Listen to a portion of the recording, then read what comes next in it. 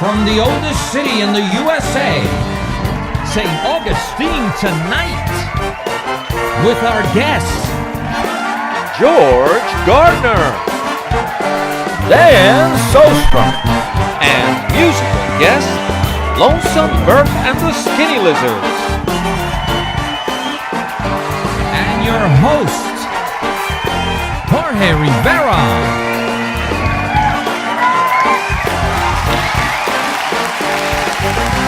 Hey!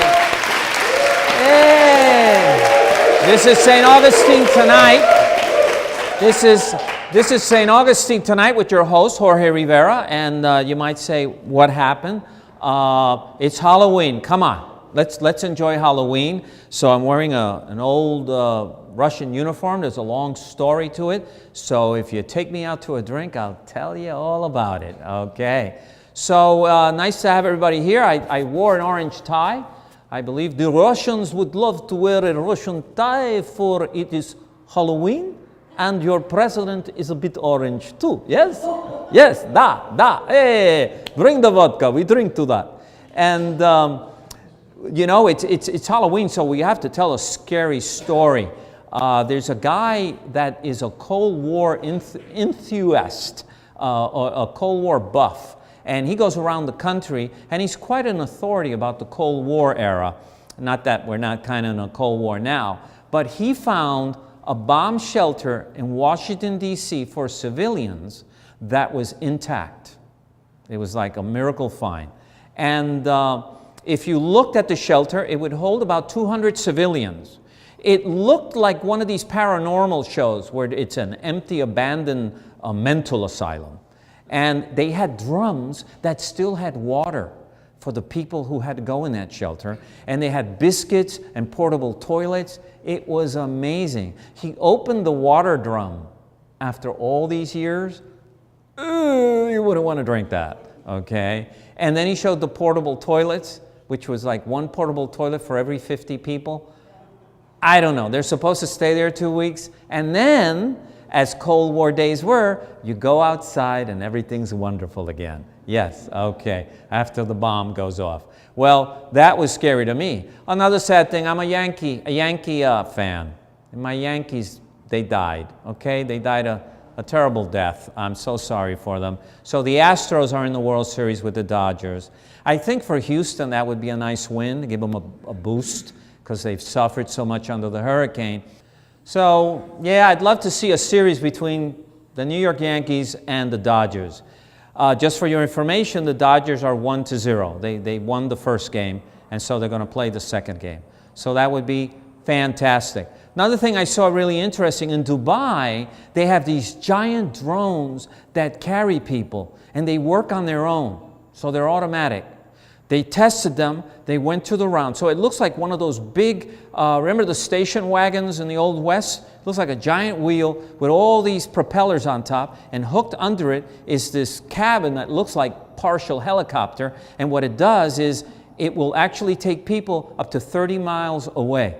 So you call it like Uber, comes automatically, it holds two people, you get in it, and you cross your fingers, and it will take you to where you're going.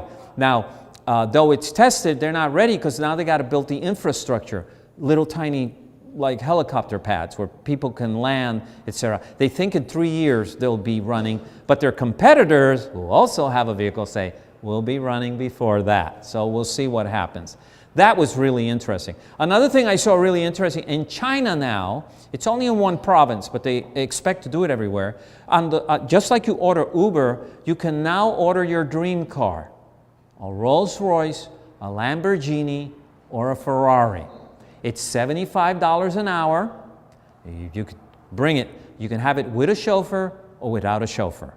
And bingo. So the Chinese are doing stuff that leaves you kind of with your mouth open. And the last little piece of information I want to warn you about going to South Africa. Johannesburg has a group of grannies, and they call them the boxing grannies. These little grannies, every morning, they run, they hit the bag, they spar, okay? They're all over the age of 70.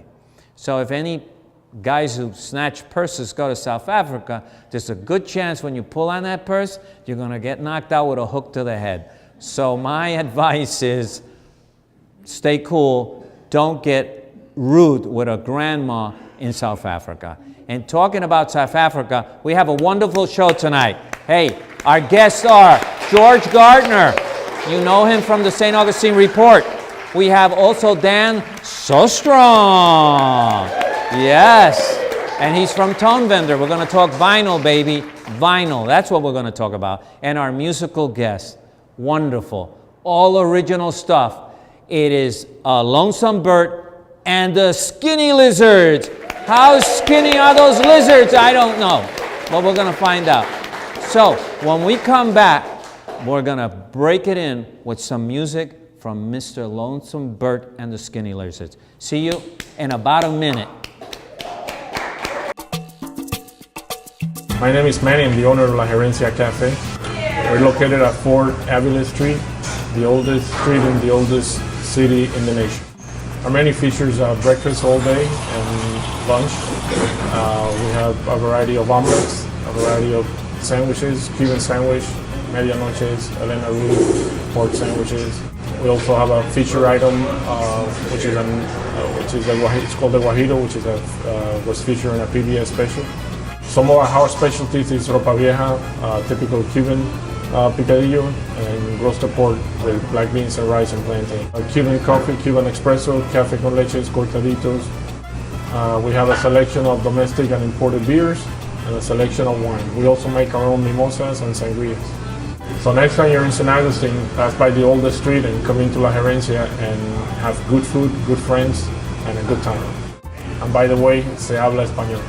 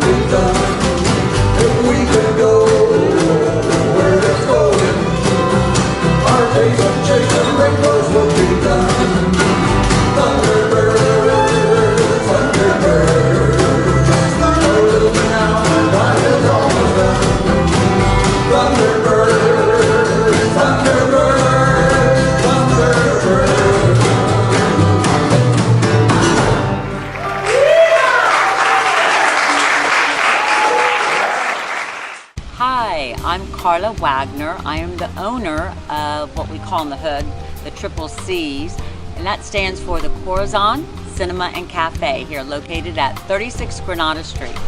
And how many theaters you got in that lovely place? Oh, you haven't been to the Corazon? You need to come on out and see. Come on out. This is one, and this is Theater 2. Last but not least, Theater 3.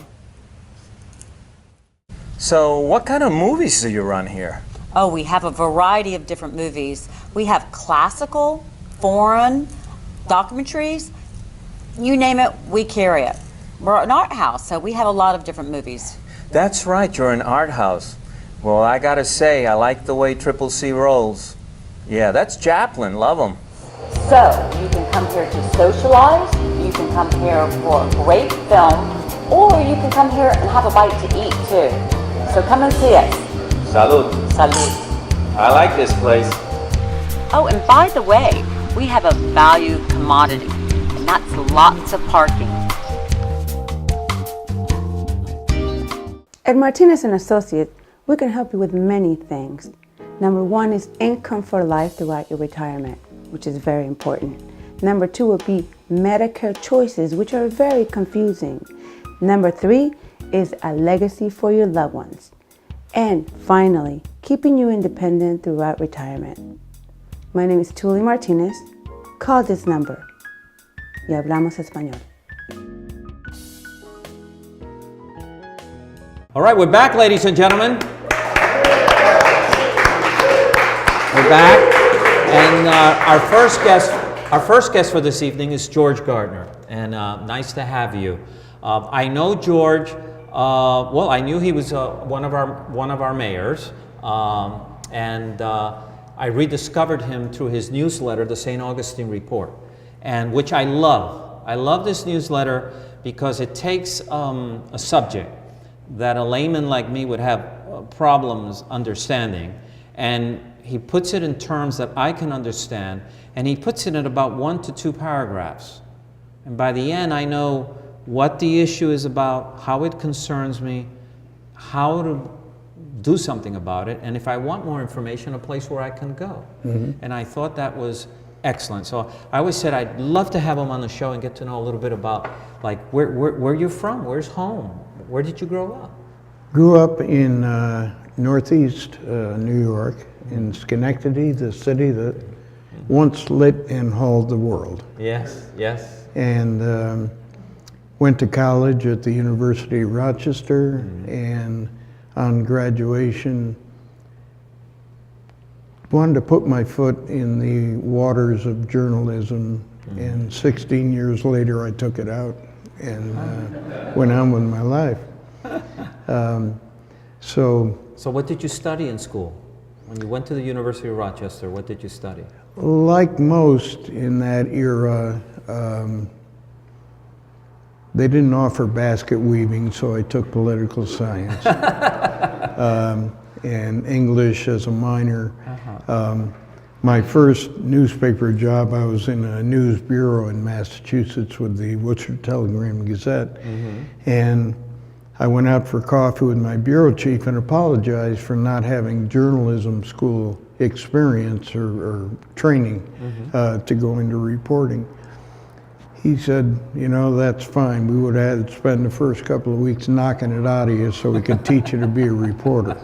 So yeah, because it's good reporters just have an instinct for the story.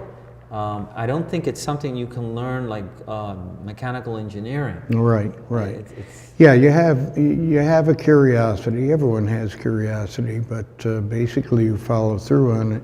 And I think the more you do that with different subjects in different areas, which was really what attracted me to journalism, the more it becomes ingrained, and the more you spot a story before it is a story. Right. To feel that's going to be something we're going to talk about soon. Let me get to it before it's... Yes. So... And we're talking real news. Yeah, but so you worked for this newspaper, and how long did you stay there? Well, I worked for several newspapers. My wife can tell you that in I think it was 3 years. We had 18 moves, something like that, from Massachusetts to Texas to Florida to Connecticut to New York. When finally, at the ripe old age of 40, I said, this is crazy, let's move to Vermont and open a bed and breakfast. So we packed the kids up and the trailer and 2 dogs and a cat and went to Vermont with whatever profit we made from selling our little house in New York. Wow. And is it a beautiful state? Was it your first time in Vermont? oh no, my family had property there, so for years. Now it is absolutely gorgeous. It's the epitome of the New England, which is beautiful throughout in those 4 seasons. Wow. Problem is the 4th season kept getting longer and longer, and so yeah, winter brings us all down here. yeah. And so, how did you end up in St? So you sold that bed and breakfast and came to St. We didn't have bed and breakfast. We ended up buying a 2-story building in the Stratton Mountain Resort area in southern Vermont, and lived upstairs and opened a country store downstairs. Ah, all right. And after a few months in that little store, my wife said, I'm going to give you a choice. And I said, what's that? She said, you can go out and find a job to help support us, or I'll give you a mirror and you can watch yourself starve to death. And so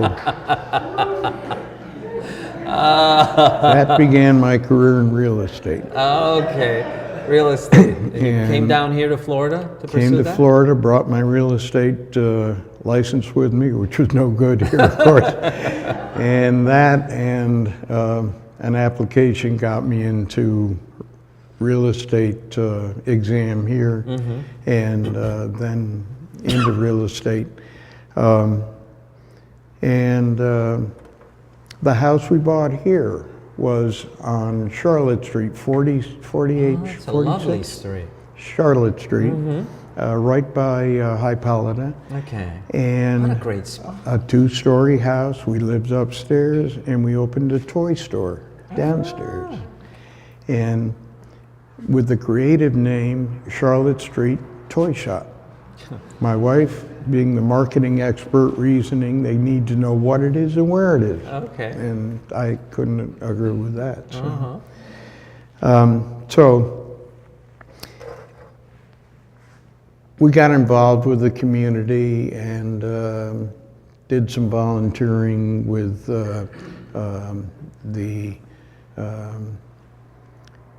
Greg Baker's, former Mayor Greg Baker's project on progress in the city. And then I got on the Code Enforcement Board and the Planning and Zoning Board. And from there you went to? All volunteer service. And that was it. I finished out my terms and said, I'm done. Now, I grew up in journalism where you're looking at City Hall and, gauging it and reporting it. Right. You don't get in it, you look at it. Right. But you got in it.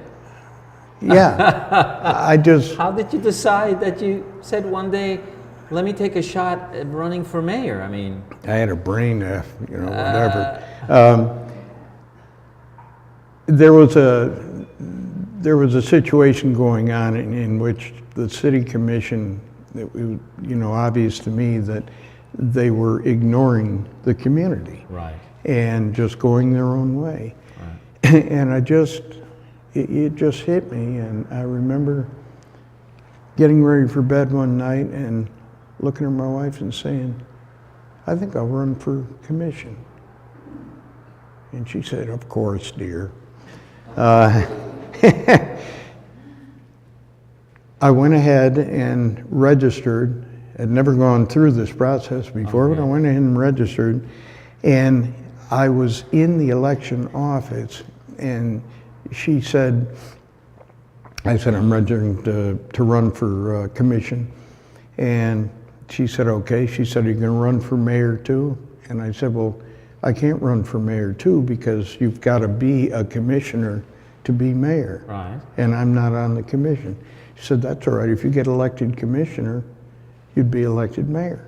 I said, how much more does it cost? And it was like $12. I said, okay, sign me up for that. So, there I was.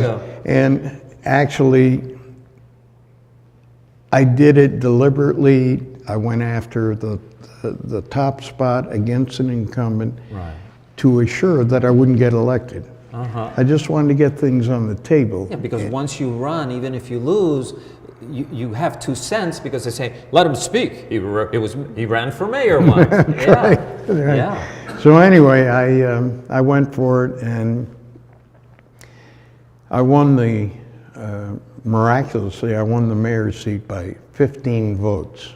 Oh, wow. But I won the commission seat by 300 votes. I had to win both. Oh, wow, and you did. And, you know, I had to campaign, I want you to vote twice for me. It's honest, you can do that. Oh, wow. So anyway. So let me ask you a question here, because we're running out of time, is the issues that you were facing then, and what year was this that you were elected? This was 2002 to 2006. Okay, so let's go to 2006. Now we're in 2017. Are we still dealing with the same issues? Parking and traffic, are you kidding? My answer. Parking and traffic was still the hot issue. Yeah. But now, for instance, we've been hit with 2 hurricanes, and I think it's brought us to realize some other little problems we have, you know, these storms. Yeah, it's funny. I was mayor during what I called the hurricane season of 2004. There were, I think, 4 hurricanes that hit us one way or another. Right. None of them with the impact of Matthew or Irma, but you know, they trying to keep in touch with the community through all this was really an experience.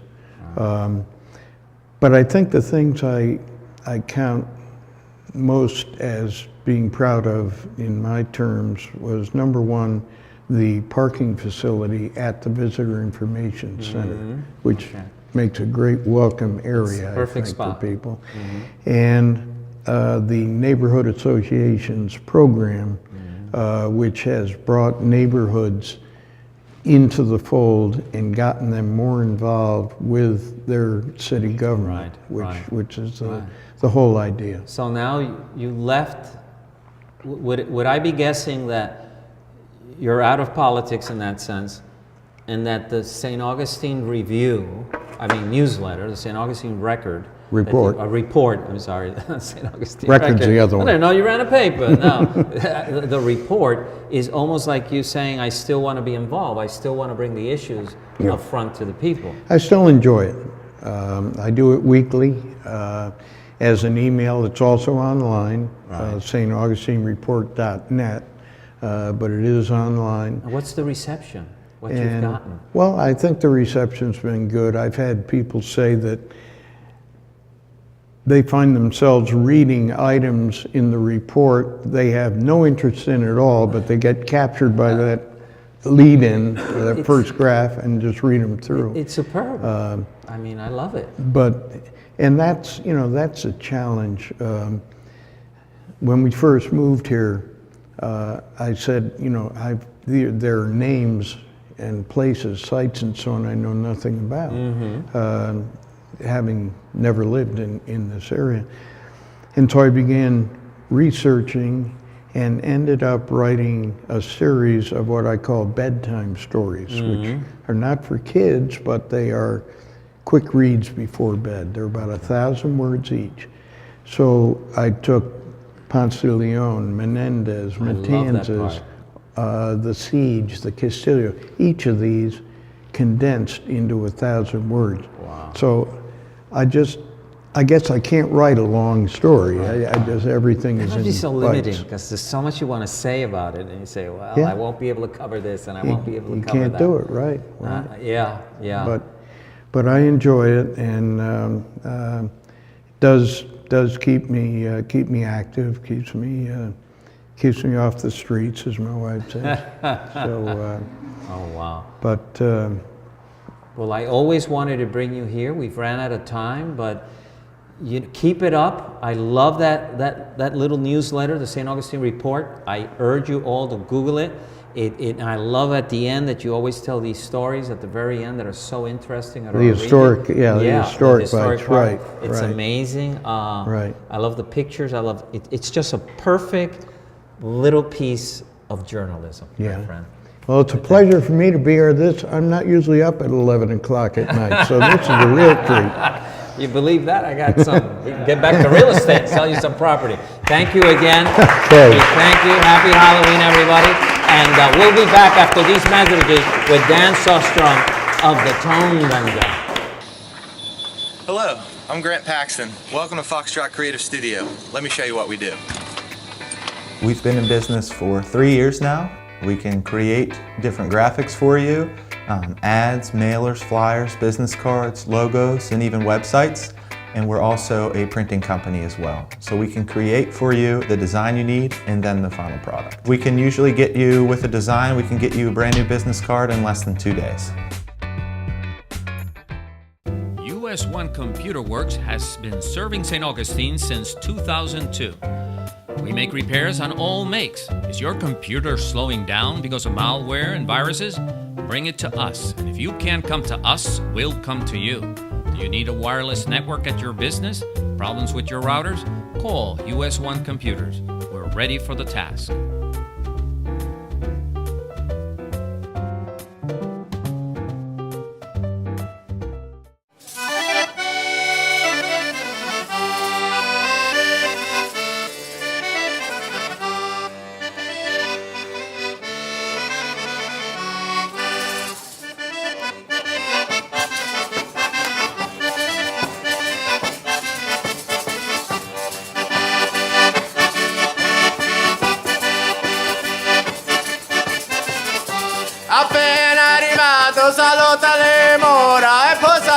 We're back, ladies and gentlemen. Happy Halloween from St. Augustine Distillery.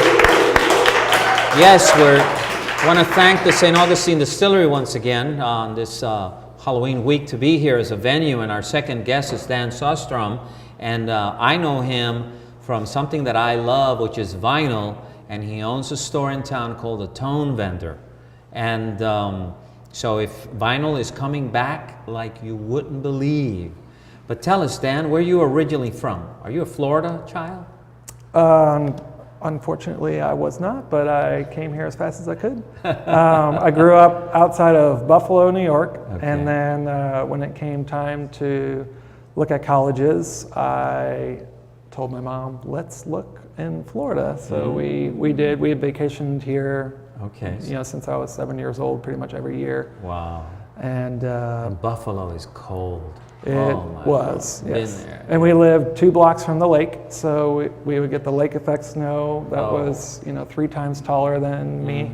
Yeah. And shoveled the driveway. You could literally jump out of the 2nd, 3rd story window in one of those squalls, and that's true. The snow will break your fall. You'll be fine. Yeah, children love to do that. Yeah.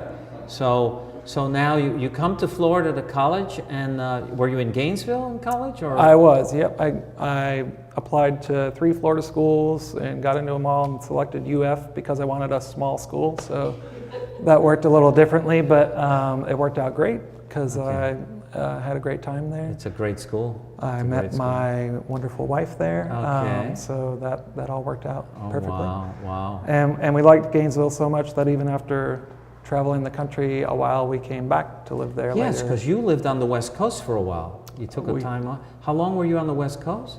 After Gainesville, we lived in Jacksonville for a couple years, and then my band went on tour on the West Coast, and my wife and I, my wife had been there when she was a child, but we'd never really been there, either one of us, so we just hit all the spots: LA, Sacramento, Portland, Vancouver, Seattle. The West Coast is magical. I love the West Coast of the United States. We loved it. We loved the weather, that we made some friends that we knew, online that we met.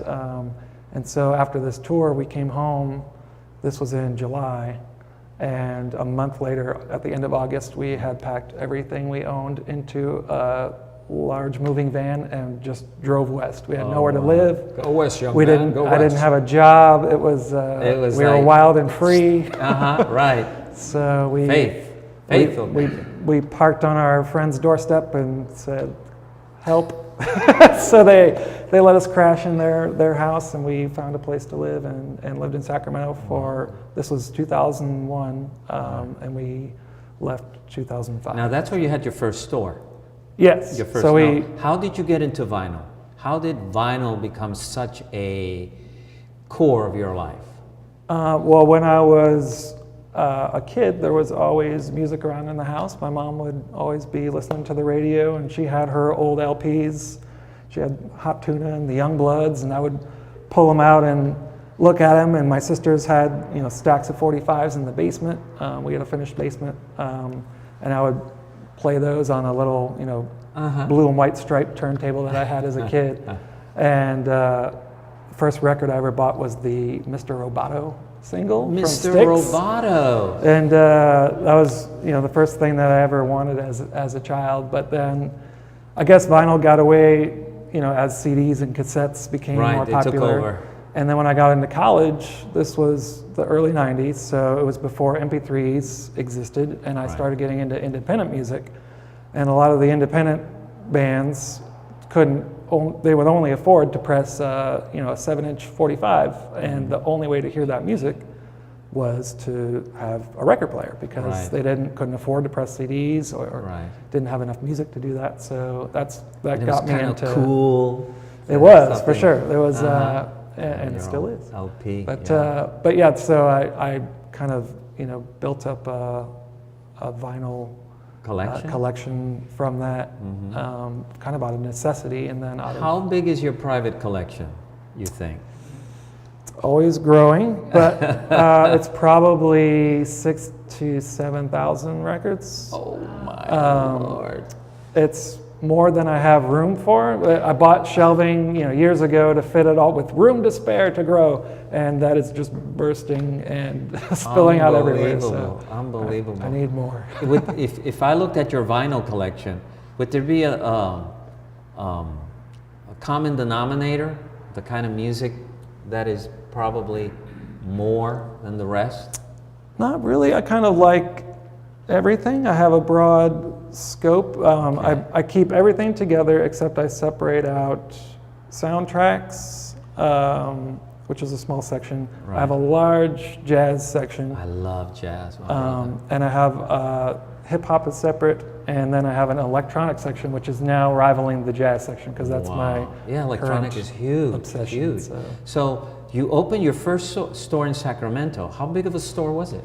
It was, I think, 750 square feet, if I remember correctly. That's very big. But so backing up to schooling, I got my degree in civil engineering. Civil engineering. And did that full time, all after school in Florida. And then when we moved to the West Coast, the mail order, it was online at the time only, that had been started in college, and was looking for a store space because my wife said, "You got to get this out of the house." So rather than just rather than just get an office, I said, if I get a store, I can, I'm going to pay rent on the office. I'm going to pay rent on a store space where people can actually come in. So I worked at an engineering company, and the space next door to it became available for rent. So I said, "This is perfect," and I rented that space and opened my first leave store. the engineering, take your, like a superhero, take your tie off and have your Rockers t-shirt. As I'm going down the stairs, and I literally did. I would work a couple hours in the morning and then go next door to open up the shop, and did that while I was in Sacramento. Wow. So you think when you run something like that, you start getting all this knowledge about bands and anecdotes, and you become like a human encyclopedia of... For sure. The store helps a lot, because you think you know what's going on, or you have your niche that you're focused on, but then the customers give you the feedback. They come in every day and say, "Do you have this? Do you have this?" And I say, "No, but I can get that," and then I'll look into it and do research based on that. And the customers really help develop, especially in Sacramento. They tripled our inventory by the feedback that I got and what people wanted and were looking for. Now you buy records and sell records? I do, yes. People sometimes bring you a record that you say it's a story and you fall in love with the record? Yes, yeah, we get 2 to 3 people a day that will, on average, that will come and bring a stack of records to us to sell. And it can be an inner struggle as to whether I keep that record or make some money off selling that record. So it's especially some of the jazz titles that are, kind of rare and valuable. That would be really nice to keep, but so would that money. So. Yeah. Now, your store is right in the historical center of St. Augustine. It is, yeah. We're right downtown on King Street. Now, you've been hit by both storms, haven't you? We have, yes. We got hit pretty hard with Matthew. We had over a foot of water in our store. We lost over $35,000 worth of merchandise. There was about $6,000 worth of repairs to the space. Wow. So that was a wake-up call for sure. And when Irma was knocking at the door, just here, we obviously prepared a lot better. We knew what to expect if water did come in. And we did get a couple inches of water, which is better than a foot, but even a millimeter of water will cover the entire floor and touch everything touching the floor. So I have Billy from Push Push. You know Billy, he's I do. into music. Yeah. He trims by Beard, very nice, and his place too got devastated by the storm. He did, yeah. He got hit bad this time. But the whole floor is the wall, so it's kind of sad the situation we're put. Now, well, how many records would you say are in your store? I've been asked this before. I want to say there's maybe 12,000 out on the sales floor, Right. and then we have extra copies of things behind the counter, like always a massive pile of things that I haven't processed yet, of things that people are selling back to us, but it's always in flux. Because I have my own vinyl collections, probably close to 600. And there's a lot of jazz, a lot of 80s stuff, groups from the 80s. Vinyl is just, what do you think is the thing with vinyl that people love so much that it came back so strong? My main thing that I think is that when MP3s became the main thing and people were just, not paying attention to their CD collections or vinyl collection or anything, music over time became, people thought it was great and they were amassing all this stuff free or paying for it, whatever. Yeah. And then having this digital library and there's no physical product that you are owning or touching. And it also just became this background noise, basically. People would just put it on and not even pay attention to it. Right, the quality and of then I think that as vinyl started coming back about 10 years ago, slowly people would be over their friend's house who would have a record player, and they would say like, what's that? If they were young, they didn't know or whatever, and then be like paying attention to it. It forces you to pay attention. You have to put the needle on the record. You have to flip the record. You have to take the record out of the jacket, and as you're doing that, you're looking at the beautiful artwork. Ritual, you're reading the liner notes. So it brought the attention back to the music. It did a service for the artist. So I think that people, that's one facet of it. The sound of vinyl is superior to digital for sure. And in my ears, if I listen to CDs or MP3s all day long, my ears will it'll hurt. They'll be in pain. But with vinyl, we listen to it at the shop all day long and can't get enough. Yeah, So. they say it's organic, and now you have all these audiophiles that are bringing these amps and these needles and these things that just bring the vinyl even more. And you could actually close your eyes with something really good around your ears, and you could say, the singer's here, the bass guy's here, the drummer's right here. I mean, Right. it's amazing. Yeah, It's amazing. I've got certain records that are, potentially mastered differently, but they're records that I know and love from the CD, and then when I got the vinyl and put it on, I would be like blown away. I'd just be hearing all this stuff that I did not hear on the CD. Right. You can't. When I was a kid, what I loved the vinyl is you bought it, and it was like a book. It would open in half. There'd be all these stories. A good one is Elton John's "Yellow Brick Road." Right. Oh my Yeah, that Lord! opens twice. Look at everybody reacting. It's amazing. Right. And then you can open it again. You rediscovered stuff. It's like it tricks your mind. And then you take this beautiful LP out. Sometimes there's a poster in there. Right. Sometimes there was a coupon for a concert or something. I loved it. Me and my buddy used to go to Sears at that time. Had a great audio department, and we'd get so much stuff. So you think it's really come back this time to stay? I hope so. I think so. You know, every year gets a little nervous. There's Record Store Day is a big thing. Happens every April, the third Saturday in April, and they release limited edition records to kind of bring attention to it. And every year the news reports on it, and it gets people excited, and they line up, you know, outside our store for hours on that one day because everything's limited. Right. And they do color vinyl and all this, and so it gets people excited, and that kind of helped, that organization, Record Store Day, helped bring vinyl back. Wow. But at the same time, every year I get nervous because I'm like, are people really gonna, you know, They're gonna stick to want this? this stuff still? And they do, and they keep, you know, and so it makes me happy. And for me, vinyl never went away. It was, especially, you know, since college, like when it fell out of favor and people were going to CDs and digital, like I was eating up vinyl because it was cheap and you could find it everywhere. Yes. But yeah, I hope it just continues. Okay. And what do you see the future of your store? I always want to, you know, grow. We started serving this wonderful coffee product on my T-shirt. That we became friends with Joey, and we've got coffee on draft.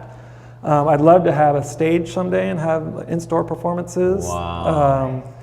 Possibly, you know, we've got a little patio outside of our store, and we might be doing that pretty soon in the months to come. So keep us informed. It was wonderful having you here. If you're not into vinyl, I suggest at least experiment, find it out, see what you're missing, and this is your supply man right here. I thank you so much. Can I get one more plug in for the record fair? Yeah. Hold on. This, an announcement. We, as part of our vinyl love, we do a record fair at the amphitheater every 6 months. Our 10th or 11th one is coming up November 5th, and it's for everybody. It's for music fans of all sorts. We have a DJ, we have kids activities, and you don't have to have a record player. You can just go and look at stuff. There's CDs for sale, posters. It's huge. And it's grown and grown and grown each time. So we have, that's for everybody, not just for the vinyl people, but hopefully get you back into vinyl. That's it. Find them on Facebook, find what's happening, and once again, thanks again. Dan. Thank you. It's a pleasure. We'll be back after these messages with Lonesome Bert and the Skinny Lizards. We're going to talk to them before they play. Our ingredients are mostly natural. It's palm oil, coconut oil, olive oil. We put cocoa butter, shea butter, and real silk in our soaps.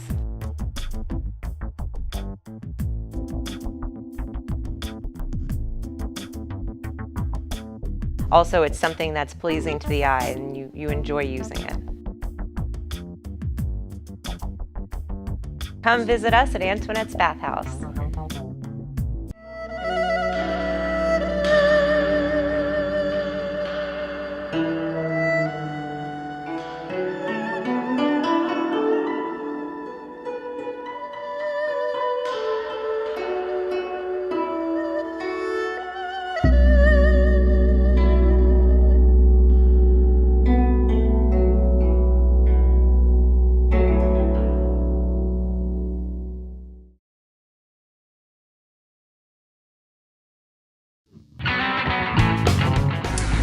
My name's Dana.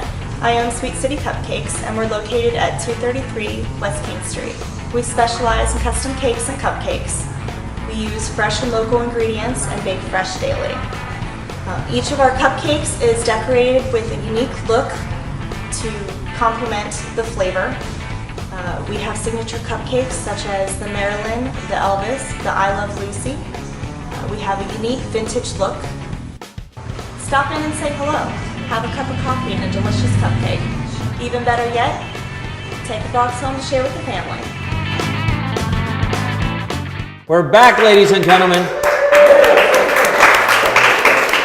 Once again, we're at the St Augustine Distillery in their museum area, a wonderful place. We want to thank them. It's the week of Halloween, as you could see. I'm ready. And we're here with the gentleman behind Lonesome Bert and the Skinny Lizards. For the record, your real name, please. Bert Hodge. Okay. And yours? Chris Clark. Chris Clark. Let's give them a hand, man. They were great. They were great. Your music once made me do this with my foot and dance a little bit. That's the whole idea. It's really good. It's really good. Now, let's start with Bert. Where did you grow up, Bert? What's home? I grew up in Palatka. That's a stone throw away from you. Barely. Thank you, Major Rivera. May I call you Major? Oh, Major, yes. It comes straight from the Russian commandant. Were we supposed to dress up too? I don't know what that was like. So. No, just I'm the only weirdo here. And you're originally from where? I'm originally from Ohio, actually. Ohio. Of all crazy places. Wow, Yeah. wow. The Cleveland Indians were good, man. Yeah. They fought they lost to the Yankees, but then the Yankees lost to the Astros. So that's how it goes in baseball. We go back to that, Yeah, right? I get you. Yeah. So, Bert, how did you you play the guitar? I do. All right. How did you end up playing the guitar among all these instruments? Well, I was 10 years old, and I was my life career hope was to be a cowboy. And my online studies at the time, which consisted mostly of Saturday morning matinees, proved to me that cowboys, the successful cowboys, had a side career in singing. Somehow my mother caught on to this, and she presented me with a ukulele at approximately age 10, and she said something like, round them up, Ringo.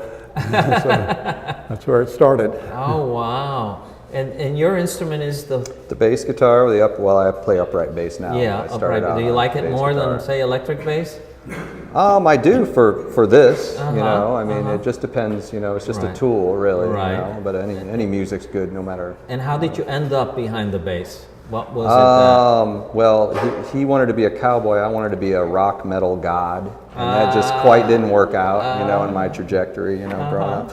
So no, I started out on electric bass, doing rock and roll and stuff like that, playing in a lot of different bands, and you know, and then got into upright because it looked really cool, and you don't have to be really that good at it to actually for people to like it and think it looks cool. So I thought, well, this is a big dumb instrument for me. It's such a cool instrument. I mean, it is. When you see the person on it, it's you like, don't think about the talent. That is coolness, but it looks cool. Yes, it does. It does.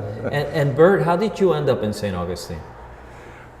Well, let's say I grew up in Palatka, and I left there at my earliest possible chance.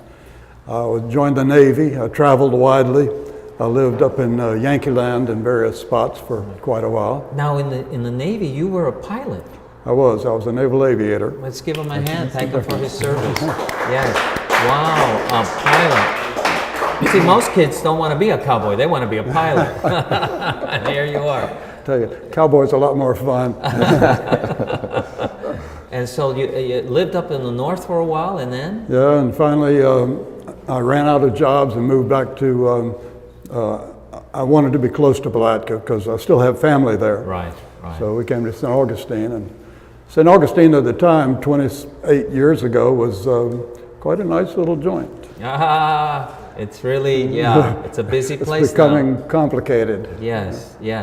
And so, and Clark, how did you end up in when I graduated high school in '89, I date myself now, but then I moved to South Florida to go to art school, actually. Art school? Yeah, I went to art school, graphic arts. Oh, wow. And I'm still doing that now, you know. I have a t-shirt printing company. Right. And I moved to Fort Lauderdale, and then after 18 years, I think, then my wife is an artist, and we loved the community. We came and visited once, and that was it. And that was it. I was moving whether she liked it or not, so I had to follow her up here, So it's been great. Now, how did you two guys meet? I mean... We met... Can I do that story? You want Please. To do Let me... The ground rules here. I became a musician because I don't like talking to people. Right. And that's really the only reason I'm here right now. So I'll move my lips, and Chris will provide the audio. It's like a little puppet thing in the back. That's funny. Go ahead. So no, this is my recollection of it. When my wife and I came up here, we opened a small business in town, and someone had walked in my shop and said, hey, somebody told me you played upright bass, which I have no idea how they knew that in a million years. I don't even know how that got out. I said, oh yeah, you know, I dabble in that a little bit, you know. And they said, well, I play a gig every first Friday at Butterfield Garage for Art Walk with this guy, but I took another gig that pays more. So he kind of sold Bert out down the river, but thought he felt guilty. So he's like, hey, can you go and you want to get in the community, just come play with him. So I showed up, and Bert and I played for 4 hours straight, and here comes the no talking thing. We played straight 4 hours and didn't say hardly a word to each other. Yeah, and I just like tried to like keep an eye on his fingerboard and make sure what key it was in. And so if you have something to say, you write a song. Pretty much. That's it. He's terrible on the telephone, talking on the phone. Like, hello? I'm not good at the telephone either. Yeah, no. We'll talk when I see you. Yeah, I'm not good either. I really struggle to speak on the phone. Now, you also write music. I do. And if I looked at all your songs that you have up to now, what would be the common denominator? Is it Bob Dylan? Is it someone talking of broken hearts? Is it, what would you say when you look that's at it? smooth. Isn't it? It's vodka. This is a distillery, right? They brought it from Russia. Yes, you are very lucky. You are very lucky. It's not out of the St. John's River, though, is it? We don't tell those things in Russia. It's very dangerous. That's what my songs are about. I like to pick local topics and provide some sort of thought-provoking take on it. So if you said local topic, workers, farmers, homeless, all right. The bait and tackle shop. Okay, because you said something funny. You went to the Keys. Yeah. And what was the effect you had in the Keys? The effect. The sense that people all want to dance, and your songs have more substance. Yeah. Sometimes they look at us like we have 3 heads down, you know, like in certain areas. Not really the Keys. I mean, the Keys are fun, but it's a certain kind of audience. You know, we kind of resigned ourselves with that a little bit. And well, we're gonna just fit in a certain kind of thing where you got to, I hate to say, think a little bit, but, you know, otherwise, because we're not screamingly talented, so you know what I mean. So it's really really his lyrics that we try to. So staying with you here on this topic is, who would you say is one of your big influences in music? Oh well, I mean, I don't know if that has much effect on what we do. Right. I mean, I love all kinds of stuff. What we do, I've really been inspired by what Bert's kind of turned me on to since I've met him, which is like the Woody Guthrie style stuff, you know, and real. And you guys have been playing for how long? 12 years, I think it is. Yeah, 12 that's years. That's how long I've been here. So that's a long time. And who influenced you as a young man listening to music? Well, of course, all the 60s rock and rollers, you know, Fats Domino.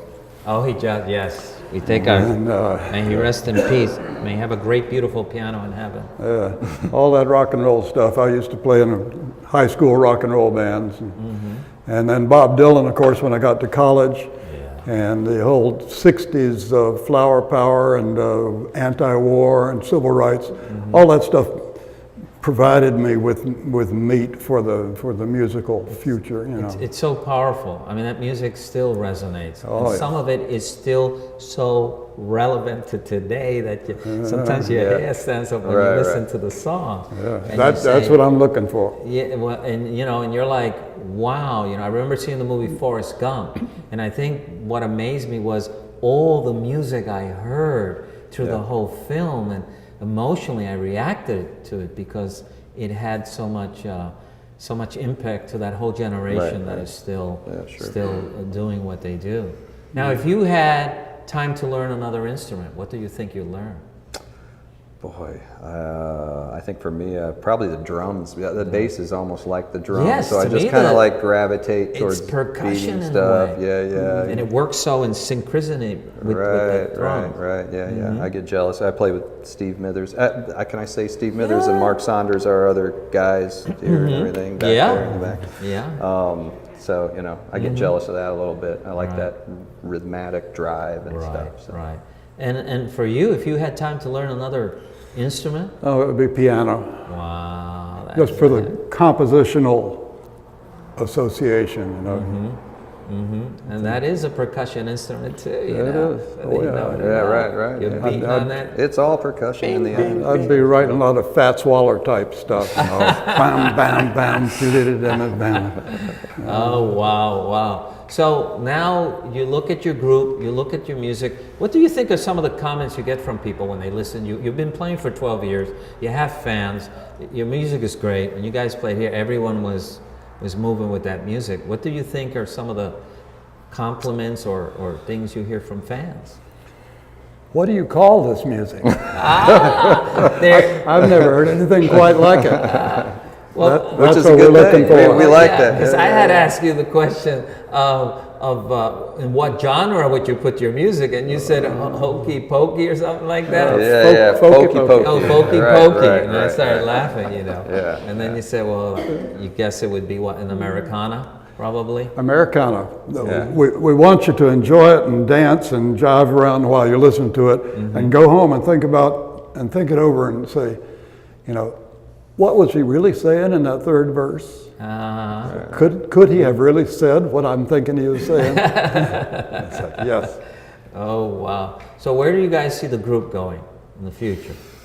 We don't think about that, right? I don't think about that. I don't know if these guys do, but I don't. Yeah, it's just that's it. To continue. Where could I see you playing around town?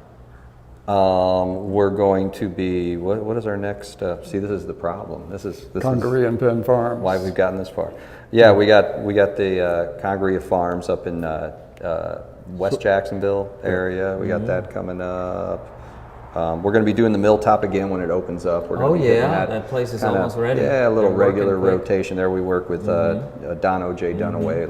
You know, I mean, we kind of started there. You know what I mean? We were all like kind of went up there and started playing a little bit, and that really solidified everything for us. So we're like happy to get back doing that again. So. We do a festival, the Seafood Festival. Oh, yes. We do that every year. They hire us for that every year. We love doing it. It's a great gig for us and stuff. All right. So, what I was going to... Gee, I had to...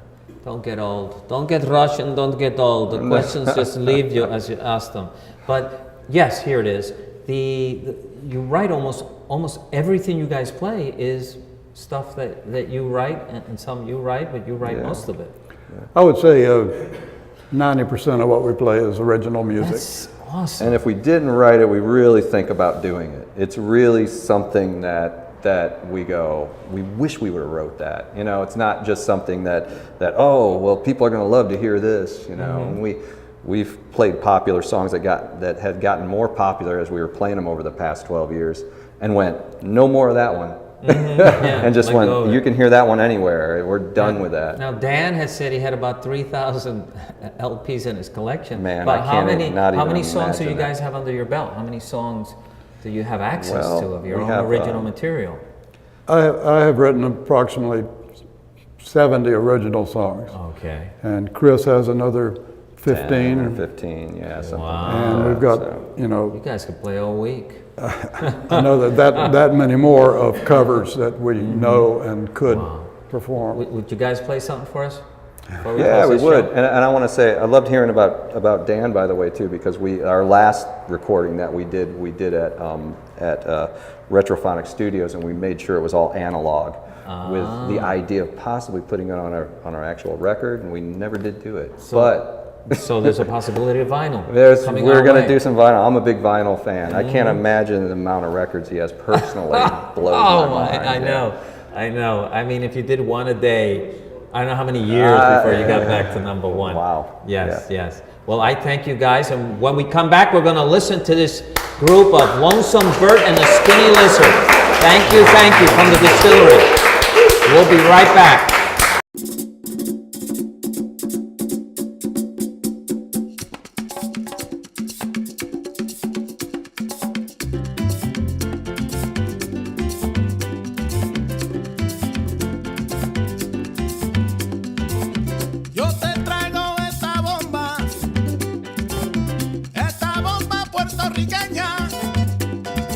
Yo te la traigo de Cupey, de Vega Baja y de Santurce, de toda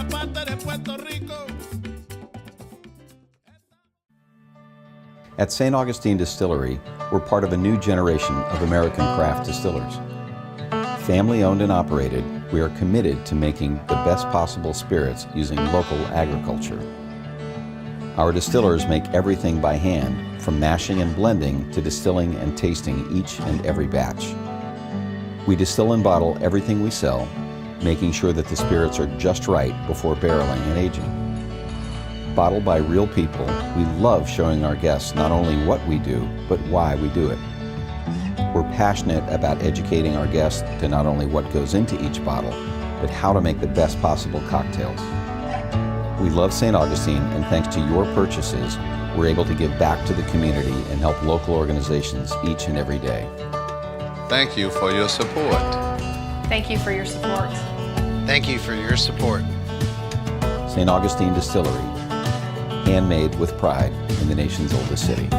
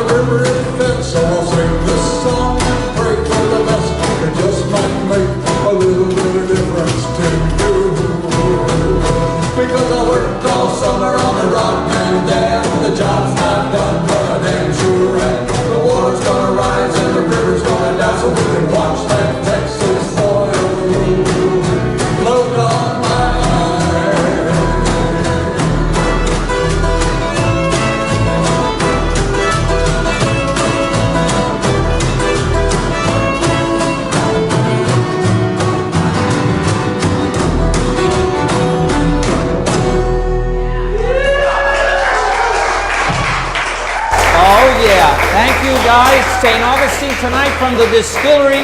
We need these people's vinyl desperately. This was awesome. I want to thank our guest, George Gardner, Dan Sostrom, and of course, Lonesome, Bert, and the Skinny Lizards will be here next week again with new guests. Thank you, thank you. Отлично, хорошо,